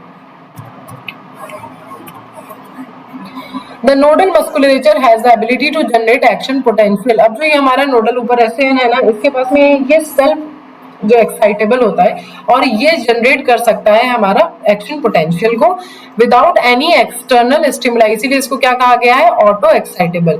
However, the number of action potential that could be generated in a minute vary at different parts of the nodal system। और ऐसा नहीं है कि वहां पे अगर जितने हो रहे उतने पूरे एंड तक बिल्कुल उतनी ही इंटेंसिटी के होंगे, उतने ही होंगे, सेम तो होंगे, लेकिन उतनी इंटेंसिटी के नहीं होते हैं। और जितनी बार ये जनरेट करेगा उतनी ही हमारी क्या होती है, हार्ट बीट होती है। तो the SAN can generate the maximum number of action potential 70 to 75 पर मिनट। 70 से 75 के बीच में हमारा क्या होता है, लगभग 1 मिनट में इतनी बार वो एक्शन पोटेंशियल जनरेट करता है। And is responsible for initiating and maintaining the rhythmic contractile activity of the heart. और इसी की वजह से जो हार्ट में हमारा कॉन्ट्रैक्शन होता है ना और रिलैक्सेशन, वो इन्हीं की बदौलत हो रहा होता है। Therefore it is called the pacemaker। इसी को क्या कहा जाता है, पेसमेकर। तो जिन लोगों की बॉडी में नहीं काम कर पा रहा होता ना, उनके में आर्टिफिशियली पेसमेकर इंस्टॉल किया जाता है। Our heart normally beats 70 to 75 times in a minute। Average क्या है हमारी, 72 हार्ट बीट कही गई है। एक बार स्ट्रक्चर देख लीजिए हार्ट का। चलिए स्ट्रक्चर समझ लेते हैं। ये हो गया राइट एट्रियम, ये हो गया हमारा यहाँ पे लेफ्ट एट्रियम हो गया, ठीक है। और ये हमारा पूरा क्या है, राइट वेंट्रिकल है। ये हो गया हमारा लेफ्ट वेंट्रिकल, ठीक। अब यहाँ पे ये जो हमारे कुछ ऐसे वॉल्स है, ये जो आपको ऐसे ऐसे दिख रहे हैं ना, वॉल्स के आउटग्रोथ निकले होते हैं, जो कि यहाँ पे इनसे वॉल्स से क्या होते हैं, अटैच होते हैं। इनको कहा जाता है कॉर्डी टेंडिनी, ठीक है। एंड यहाँ पे ये जो आपको दिखाई दे रहा है, ये देखो, ये हो गया आपका एसएन, ये हो गया आपका एवीएन, मैंने अभी आपको पहले भी दिखाया था। और यहाँ से ये ऐसे डिवाइड होकर के इस तरह से आ जाता है। इसको कहा जाता है बंडल ऑफ हिस। क्या कहते हैं इसको? बंडल ऑफ हिस कहते हैं। एंड यहाँ से ये डिवाइड होकर के ये देखो, ये इस तरह से इधर चला जाता है राइट वेंट्रिकल के साइड में, और यहाँ से चला जाता है लेफ्ट वेंट्रिकल के साइड में, ठीक। अब इसको क्या कहा जाता है? यहाँ से इससे इस तरह से निकले होते हैं, तो इसको कहा जाता है पर्किंजे फाइबर, ठीक। अब यहाँ पे आप ये देख सकते हो, ये हमारा वेना कावा है, ये हमारा हो गया एओर्टा। यहाँ से लेफ्ट वेंट्रिकल से आपके एओर्टा में सप्लाई जाएगी, ठीक है। और यहाँ से हमारी पल्मोनरी आर्टरी में सप्लाई जाती है, किसमें? ये हमारी पल्मोनरी आर्टरी है, ये हमारे लेफ्ट वेंट्रिकल से सप्लाई जाएगी इधर ऐसे इसमें, और यहाँ से एओर्टा से हमारी ये इसमें सप्लाई जाएगी, ठीक है। और ये पूरा कंप्लीट डायग्राम है। आपकी जो आउटर कवरिंग है उसको क्या कहा गया है? पेरिकार्डियम कहा गया है। बीच में फ्लूइड फिल होता है, उसे पेरिकार्डियल फ्लूइड कहा जाता है। आगे देखते हैं। अब आती है हमारी cardiac cycle. How does the heart function? Heart कैसे काम करता है, चलिए देखते हैं। To begin with all the 4 chambers of the heart are relaxed state. जो हमारी साइकिल होती है, देखो यहाँ पे आपको बताया था ना कि 70 से 75 के अराउंड होता है, यानी कि 1 मिनट में कितनी बार ये धड़क रहा है? 70 से 75 के। यानी कि हमारी जो साइकिल की लेंथ आती है वो अराउंड आती है 0.8 सेकेंड में एक बार पूरी साइकिल चल जाती है, कार्डियक साइकिल, ठीक। जो स्टार्ट हो रही होती है कार्डियक साइकिल, वो हमारी रिलैक्स्ड स्टेट से स्टार्ट हो रही होती है, यानी कि हमारे एट्रियम और वेंट्रिकल दोनों ही रिलैक्स्ड स्टेट में होंगे। तो जब रिलैक्स्ड स्टेट में होंगे तो क्या होगा? जो राइट एट्रियम होगा और लेफ्ट एट्रियम दोनों में ही क्या हो रहा होगा? ब्लड भर रहा होता है। राइट एट्रियम में हमारा डीऑक्सीजनेटेड वाला फिल हो रहा होता है, और लेफ्ट एट्रियम में हमारा ऑक्सीजनेटेड वाला जो पल्मोनरी वेन से आ रहा होता है वो फिल हो रहा होता है। साथ ही साथ में जो हमारे ट्राइकस्पिड वाल्व और बाइकस्पिड वाल्व, ये दोनों भी ओपन होते हैं, यानी कि वेंट्रिकल में भी फिलिंग चल रही होती है। और ये टोटल हमारी चल रही होती है 0.4 सेकेंड तक। ये दोनों ही किस स्टेट में होते हैं? रिलैक्स्ड स्टेट में होंगे। उसके बाद में क्या होगा? जो ऐसे नोड है, मैं ये पूरी कहानी आपको पहले पढ़ लीजिए आप एक बार, फिर मैं एक्सप्लेन करती हूँ। They are in a joint diastole कहा जाता है इसको। जो ये रिलैक्स स्टेट चल रही है ना 0.4 के लिए, ये पूरी होती है हमारी जॉइंट डायस्टोल की, ठीक। As the tricuspid and bicuspid valves are open, इस टाइम पे ट्राइकस्पिड वॉल्व भी ओपन है और बाइकस्पिड वॉल्व भी ओपन है, यानी कि वेंट्रिकल्स की भी फिलिंग चल रही है। Blood from the pulmonary veins and vena cava flows into the left and right ventricle respectively through the left and right atria. The semilunar valve are closed at this stage. इस time पे क्या है? जो हमारे semilunar valve यानी कि pulmonary artery के लिए जो वेंट्रिकल से वॉल्व है राइट एट्रियम राइट वेंट्रिकल से, और जो लेफ्ट वेंट्रिकल से हमारा एओर्टा के लिए, ये दोनों सेमिलुनर वॉल्व क्या होते हैं? क्लोज होते हैं, क्योंकि इधर अगर क्लोज नहीं होंगे तो ऊपर से वेंट्रिकल भरेगा, इधर से निकलता जाएगा, तो इसीलिए ये क्लोज होते हैं। The SAN now generates an action potential which stimulates both the atria to undergo a simultaneous contraction. अब क्या हुआ? 4.4 सेकंड तक तो ये हो गया जॉइंट डायस्टोल हो गया। अब 0.1 सेकंड के लिए क्या होगा? हमारा एट्रियल सिस्टोल होगा। एट्रियल सिस्टोल यानी कि SAN ने एक एक्शन पोटेंशियल जनरेट किया, जिससे कि हमारे दोनों एट्रियम कॉन्ट्रैक्ट हो गए। कॉन्ट्रैक्ट हुए तो क्या हुआ? पूरा का पूरा ब्लड उनका सारा चला गया वेंट्रिकल्स में, ठीक। This increases the flow of blood into the ventricles by about 30% तक ये क्या करता है? इसको बढ़ा देता है। The action potential is conducted to the ventricular side of the AVN. अब ये action potential 0.1 सेकंड तक वहां रहा, फिर उसके बाद में क्या होगा? ये AVN पे पहुंच जाएगा एंड AV बंडल से फिर उसके बाद में where the bundle of his transmit कर देगा to the entire ventricular musculature। फिर पूरे वो बंडल ऑफ हिस उसको दो पार्ट में डिवाइड करके फिर उसके बाद Purkinje फाइबर्स उससे पूरे में वो सप्लाई कर देगा। This causes the ventricular muscles to contract, और जिससे क्या होगा? फिर नीचे जो वेंट्रिकल की मसल्स है वो सारी क्या होगी? वो कॉन्ट्रैक्ट हो जाएंगी, ठीक। इसे कहा जाता है ventricular systole.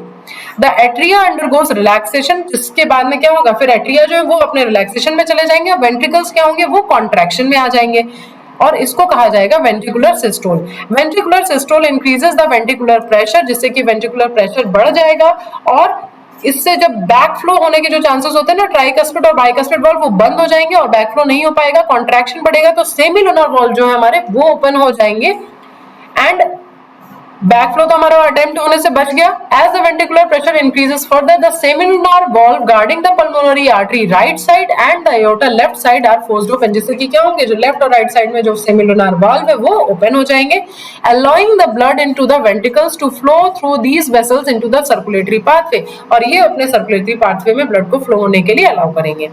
The ventricles now relax, ventricular diastole, इसके बाद क्या होगा, वेंट्रिकुलर डायस्टोल आ जाएगी and the ventricular pressure falls causing the closure of semilunar valve, जैसे ही उसके अंदर प्रेशर कम होगा सेमिलुनर वॉल्व जो होंगे वो वापस से बंद हो जाएंगे which prevents the backflow into the ventricles. और इसके बाद फिर क्या होगा, इनकी जॉइंट डायस्टोल स्टेज आ जाएगी और जॉइंट डायस्टोल से क्या होगा, फिर ये वापस से फिलिंग स्टार्ट हो जाएगी। यानी कि देखो 0.4 सेकंड तक स्टार्टिंग में जॉइंट डायस्टोल रहा जिसमें दोनों ही रिलैक्स्ड थे और फिलिंग हो रही थी पहले तो, फिर उसके बाद में क्या हुआ, 0.1 सेकंड के लिए एट्रिया हुआ, फिर 0.3 सेकंड के लिए आपका वेंट्रिकल सिस्टोल आया और फिर उसके बाद में वापस से ये दोनों सारे किसमें चले जाएंगे, जॉइंट डायस्टोल में चले जाएंगे। As the ventricular pressure declines further, the tricuspid and bicuspid valves are pushed open by the pressure, वही साइकिल वापस से रिपीट कर रहा है, in the atria exerted by the blood which was being emptied into them by the veins and the blood now once again moves freely into the ventricles, वापस से ventricles में blood की filling start हो जाएगी क्योंकि tricuspid bicuspid valve वापस से खुल गए। The ventricles and atria are now again in a relaxed joint diastole state as earlier. Soon the SCN generates a new action potential and the events described above are repeated in the sequence and the process continues। फिर से इस चीज को एक बार समझते हैं। पहले क्या है, सबसे स्टेज चल रही है हमारी जॉइंट डायस्टोल जिसमें एट्रियम के ट्राइकस्पिड और बाइकस्पिड वॉल्व दोनों खुले हुए हैं और राइट एट्रियम में हमारा ब्लड आ रहा है डीऑक्सीजनेटेड वाला पूरे बॉडी पार्ट से और लेफ्ट एट्रियम में हमारा पल्मोनरी वेन से आ रहा है ऑक्सीजनेटेड ब्लड और ये इन दोनों वॉल्व के खुले होने की वजह से वेंट्रिकल्स में फिल होता जा रहा है और इस दौरान हमारे सेमिलुनर वॉल्व क्या है, वो क्लोज है और ये पूरा जॉइंट डायस्टोल जो चल रहा है ये चल रहा है पूरे 0.4 सेकंड तक। ठीक, इसके बाद क्या होगा, एसएन जो है एक एक्शन पोटेंशियल जनरेट करेगा जिसकी वजह से 0.1 सेकंड के लिए पूरे एट्रिया हमारे क्या होंगे, कॉन्ट्रैक्ट हो जाएंगे जिससे 30% जो हमारी फिलिंग है वेंट्रिकल्स की वो बढ़ जाएगी यानी कि पूरा का पूरा ब्लड भर जाएगा और उसके बाद में क्या होगा, वहां पे एट्रिया वापस से अपना डायस्टोल में चला जाएगा। अब ये जो एक्शन पोटेंशियल जनरेट हुआ था वो तब तक पहुंच जाएगा एवियन से फिर बंडल ऑफ हिस, फिर वो पूरे परकिंजे फाइबर से वेंट्रिकुलर वॉल्व में चला जाएगा और वहां से फिर क्या होगा, वेंट्रिकल्स जो होंगे उनका सिस्टोल स्टार्ट हो जाएगा और वो दोनों कॉन्ट्रैक्ट होंगे। जब वो कॉन्ट्रैक्ट होंगे तो सबसे पहले तो जो वॉल्व है ट्राइकस्पिड और बाइकस्पिड वो बंद हो जाएंगे ताकि कोई बैक फ्लो ना हो और ज्यादा जैसे ही प्रेशर बढ़ेगा कॉन्ट्रैक्शन का वैसे ही क्या होंगे, सेमिलुनर वॉल्व ओपन हो जाएंगे जिससे राइट वेंट्रिकल से चला जाएगा पल्मोनरी आर्टरी में एंड लेफ्ट वेंट्रिकल से चला जाएगा हमारा एओर्टा में और बॉडी में सप्लाई कर देगा। इसके 0.3 सेकंड तक ये पूरी प्रोसेस चलेगी, उसके बाद ये वापस से डायस्टोल स्टेज में आ जाएंगे, ये दोनों ही रिलैक्स रहेंगे 0.4 सेकंड तक अगली साइकिल में। तो ये पूरी हमारी चलेगी 0.8 सेकंड में एक साइकिल और वापस से ये प्रोसेस पूरी रिपीट होती रहती है।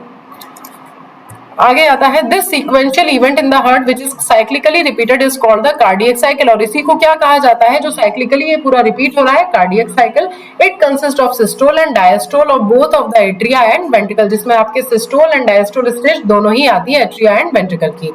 As mentioned earlier the heart beats of 72 times per minute होती है इसी कारण से, यानी कि जितनी बार वो एक्शन पोटेंशियल जनरेट करेगा ना उतनी हमारी हार्ट बीट होगी। That may cardiac cycles are performed per minute. From this it could be deducted that the duration of cardiac cycle is 0.8 second, अभी मैंने आपको बताया। During a cardiac cycle, each ventricle pumps out approximately 70 ml of blood, यानी कि कितना blood कर रहा है वो 70 ml कर रहा है 0.8 सेकेंड में, राइट। फिर उसके बाद में इस ही को क्या कहा जाता है, 70 ml को कहा जाता है स्ट्रोक वॉल्यूम। एक स्ट्रोक से जितना वॉल्यूम आया उसको कहा जाएगा स्ट्रोक वॉल्यूम।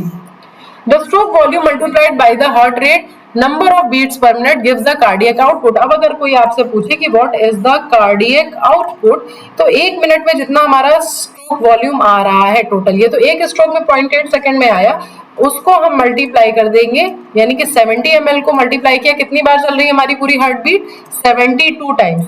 तो अराउंड हमारा 5 लीटर के करीब ब्लड जो होता है वो पूरा एक मिनट में फ्लो हो रहा होता है, ठीक है, 5000 ml के अप्रोक्सीमेटली आएगा। Therefore, the cardiac output can be defined as the volume of blood pumped out of each ventricle per minute and averages 5000 ml or 5 liters in a healthy individual. The body has the ability to alter the stroke volume as well as the heart rate and thereby the cardiac output. For example, the cardiac output of an athlete will be much higher than that of an ordinary man. During each cardiac, समझाती हूँ, During each cardiac cycle, two prominent sounds are produced. इसको बाद में देखेंगे। अब अच्छा ये चीज आप देखिए कि अब ये हमेशा नहीं है कि हमेशा 72 है, कभी कभी हमारी हार्ट बीट तेज हो जाती है, किसी चीज को देख के डर गए, हम तेज दौड़ रहे हैं, तेज वॉक कर रहे हैं, ठीक, तो ऐसी स्थिति में क्या होगा, हमारी जो सिंपैथेटिक में आ जाएगा ये, ठीक है, सिंपैथेटिक कंट्रोल में आ जाएगा।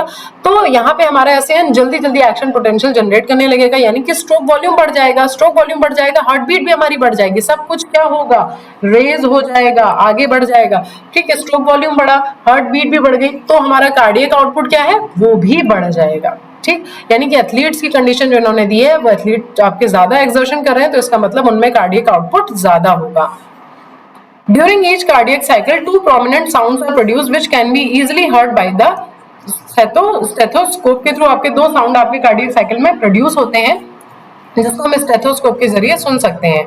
द फर्स्ट साउंड जो होता है उसे कहते हैं lub sound, is associated with the closure of tricuspid and bicuspid valve. जो फर्स्ट हमारा जैसे ही हमारे ट्राइकस्पिड और बाइकस्पिड वॉल्व क्लोज होते हैं, ठीक, तो वो साउंड हमारा प्रोड्यूस होता है, लब का साउंड होता है, ठीक है, LUB, है ना।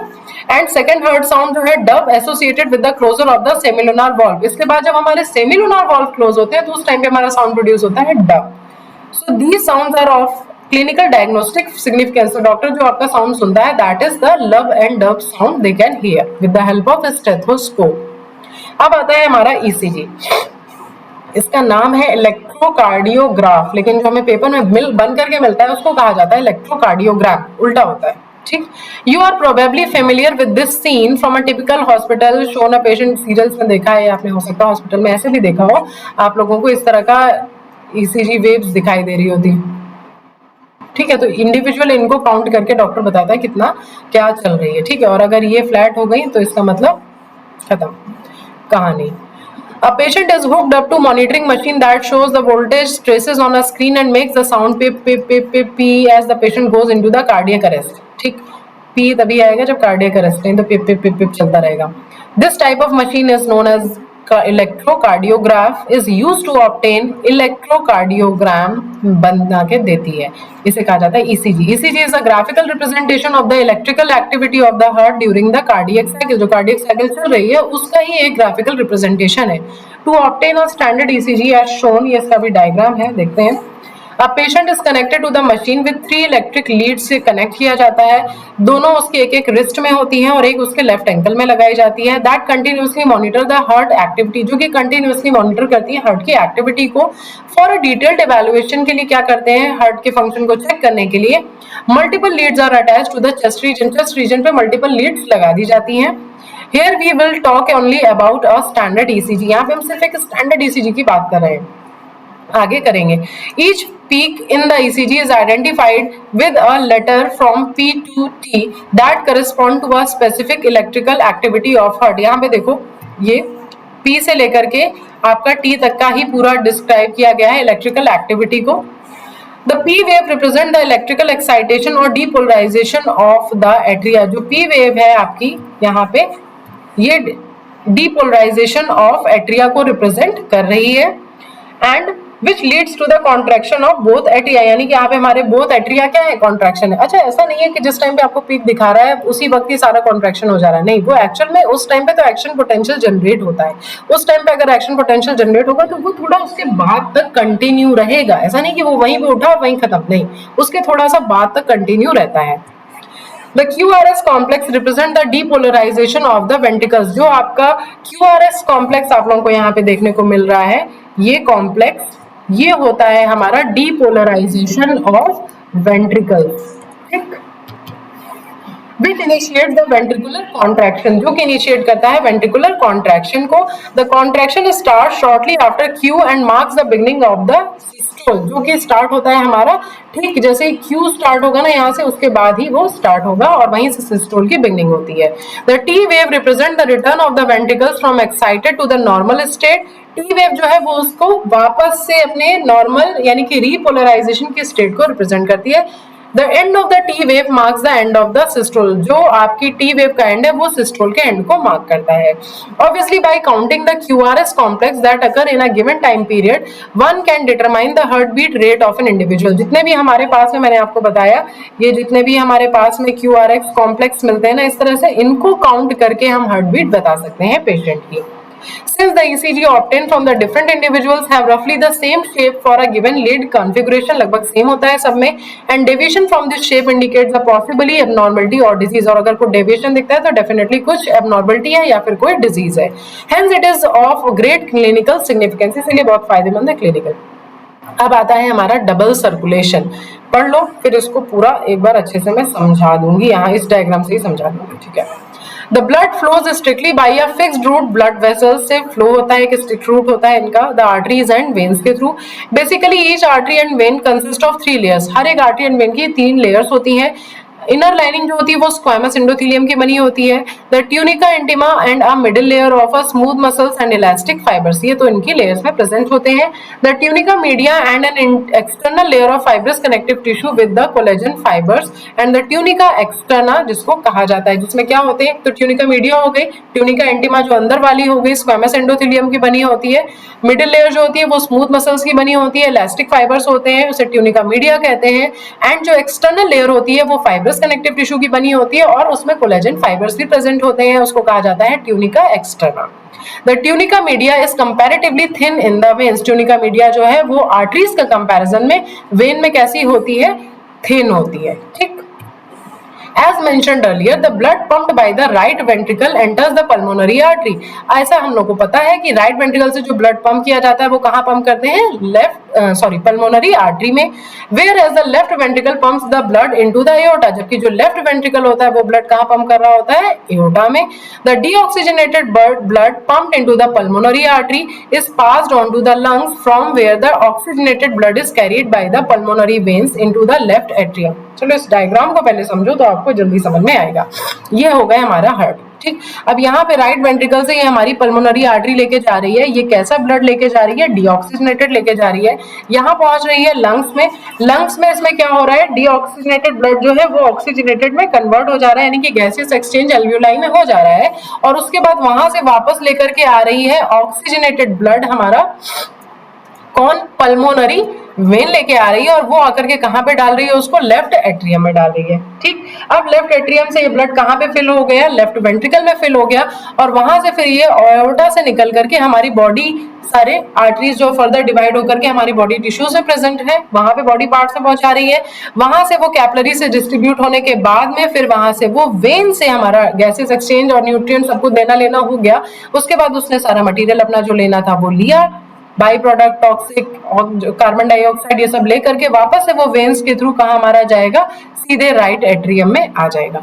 तो अब आपने यहाँ पे देखा कि एक बार तो ब्लड जो है वो इधर से पूरा घूम करके आया, ऑक्सीजनेशन की प्रोसेस पूरी करके वापस हार्ट पे आया, फिर हार्ट से फिर वो बॉडी पार्ट में गया, फिर वहां से कलेक्ट होकर के वापस हार्ट में आया, फिर हार्ट से फिर निकल के वो जाएगा लंग्स से फिर होगा. तो ये 2 बार पूरा पास हो रहा है ब्लड, इसीलिए इसको कहा जाता है डबल सर्कुलेशन. अब ये पढ़िए तो आपको समझ में आएगा. This pathway constitute the pulmonary circulation. इसमें क्या होता है, एक पल्मोनरी सर्कुलेशन होता है, दूसरा होता है systemic. The oxygenated blood entering the aorta is carried by the network of arteries, arterioles and capillaries to the tissues from where the deoxygenated blood is collected by a system of venules, veins and vena cava and emptied into the right atrium. जो oxygenated blood है वो aorta से निकला, फिर arteries further divide होता गया, capillaries से पहुंचा टिश्यूज में, वहां पे उसने सारा सप्लाई किया, फिर वहां से डीऑक्सीजनेटेड ब्लड को कलेक्ट किया छोटे छोटे वेन्यूल से, फिर मिल करके वेन पे, फिर वेन से वेना कावा, फिर वेना कावा से आकर के आ गया राइट एट्रियम में. The systemic circulation provides nutrient provide करता है O2. इसको क्या कहा, जो हमारी बॉडी में सप्लाई हो रही है ना, इसको कहा गया सिस्टमिक सर्कुलेशन. ये सप्लाई करता है सारे एसेंशियल न्यूट्रिएंट्स हो गए, ऑक्सीजन हो गया, और भी जो कुछ चाहिए उसको वो सब सप्लाई किया. substances to the tissues and take CO2 and the other harmful substances away for elimination. वहां से जो गंदगी थी वो सारा लेकर के वापस आ गया. A unique vascular connection exists between the digestive tract and liver called the hepatic portal system. अब यहाँ पे एक यूनिक हमारा कनेक्शन प्रेजेंट होता है डाइजेस्टिव ट्रैक्ट और लीवर के बीच में, जिसको क्या कहा जाता है, हेपेटिक पोर्टल सिस्टम कहते हैं. The hepatic portal vein carries blood from intestine. Hepatic portal vein intestine से ब्लड लेकर के जाती है लीवर में, before it is delivered to the systemic circulation. Systemic circulation में डिलीवर होने से पहले A special coronary system of blood vessels is present in our body exclusively for the circulation of blood to from the cardiac musculature. अब जो heart है ना तो उसको भी सप्लाई चाहिए, तो उसके लिए हमारे पास में कोरोनरी सिस्टम प्रेजेंट होता है, एक अलग ब्लड वेसल्स का सिस्टम प्रेजेंट होता है जो एक्सक्लूसिवली ब्लड हार्ट को प्रेजेंट प्रोवाइड कर रही होती है। ऐसा नहीं है कि हार्ट के पास में ब्लड अगर है सप्लाई कर रहा है तो वो उसी से यूज कर लेगा, नहीं, उसकी जो वॉल्स है, मस्कुलर वॉल्स है, उनको सप्लाई के लिए अलग से ब्लड चाहिए। नेक्स्ट आता है, ये हमने समझ लिया। अब इसके बाद में आता है हमारा रेगुलेशन ऑफ कार्डियक एक्टिविटी। जो अभी मैंने आपको सिंपैथेटिक और पैरासिम्पैथेटिक बताया था ना, वो यहाँ पे उसी को थोड़ा और डिस्कस किया जाएगा। Normal activities of the heart are regulated by intrinsically, that is auto regulated by a specialised muscle nodal tissue. बताया था ना कि एक ऐसे जो है वो आपका ऑटो एक्साइटेबल होता है और ये हमारा ऑटो मतलब ऑटोमेटिकली अपने आप को कंट्रोल कर रहा है, रेगुलेट कर रहा है। Hence the heart is called myogenic, और इसी कारण क्या कहा जाता है, मायोजेनिक।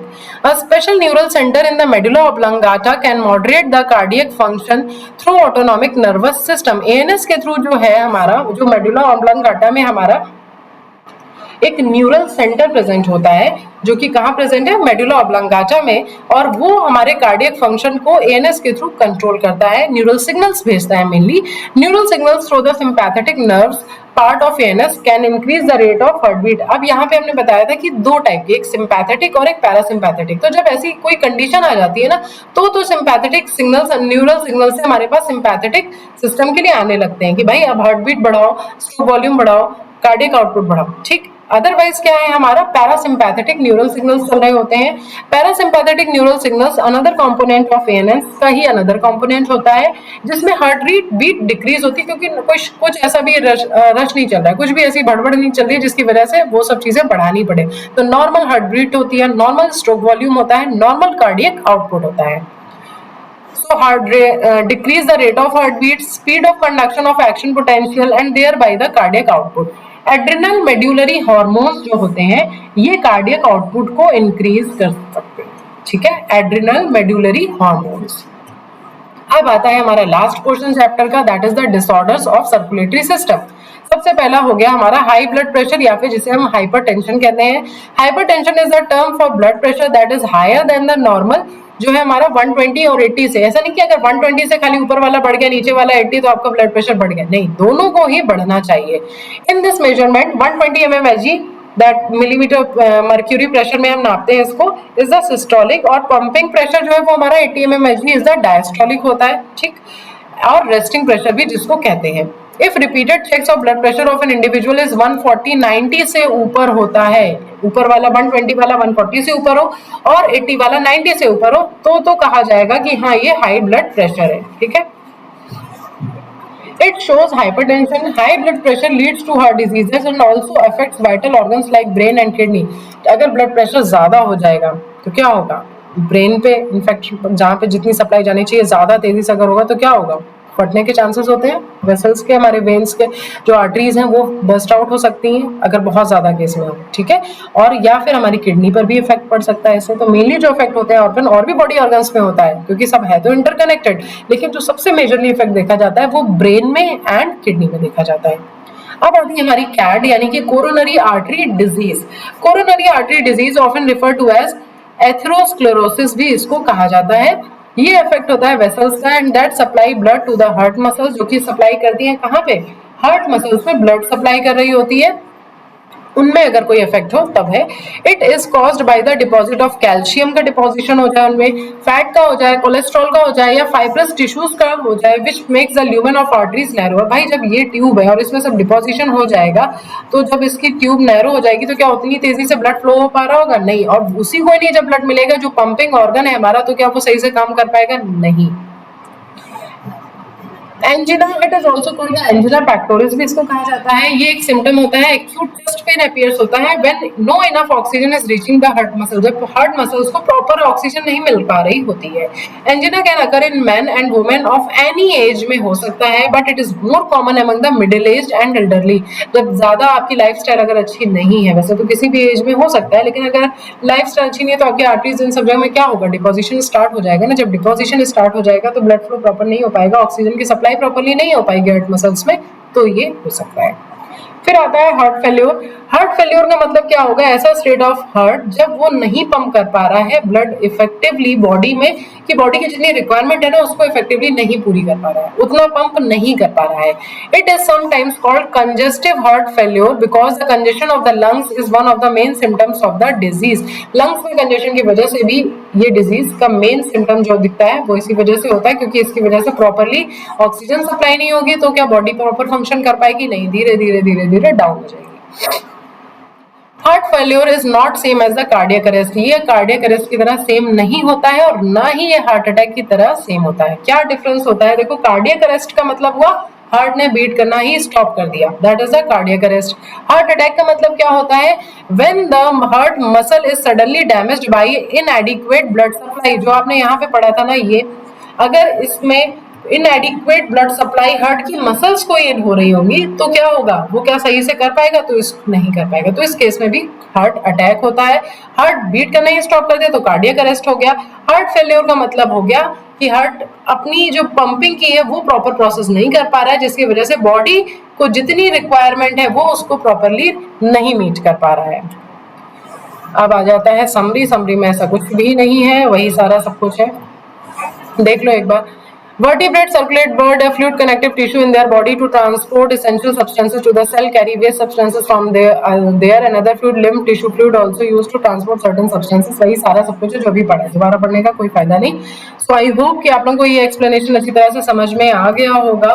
एंड क्वेश्चन प्रैक्टिस के लिए आप लोग कम्युनिटी पोस्ट मेरा जरूर चेक करते रहा करिए। एंड टेलीग्राम चैनल जिन बच्चों ने नहीं ज्वाइन किया है ज्वाइन कर लीजिए, क्योंकि मैं वहाँ पे बहुत सारे क्वेश्चंस, नोट्स, बहुत सारी चीज़ें शेयर कर रही हूँ। तो आप लोग वहाँ से ज्वाइन करेंगे तो वो सारी चीज़ें आपके पास में अवेलेबल होंगी। साथ ही साथ में जो भी मैं आपके लिए क्वेश्चन प्रैक्टिस की वीडियोस बनाऊँ वो भी आप जरूर देखते रहिए। तो मिलते हैं नेक्स्ट वीडियो में, till then just stay tuned with me, bye bye everyone, take care.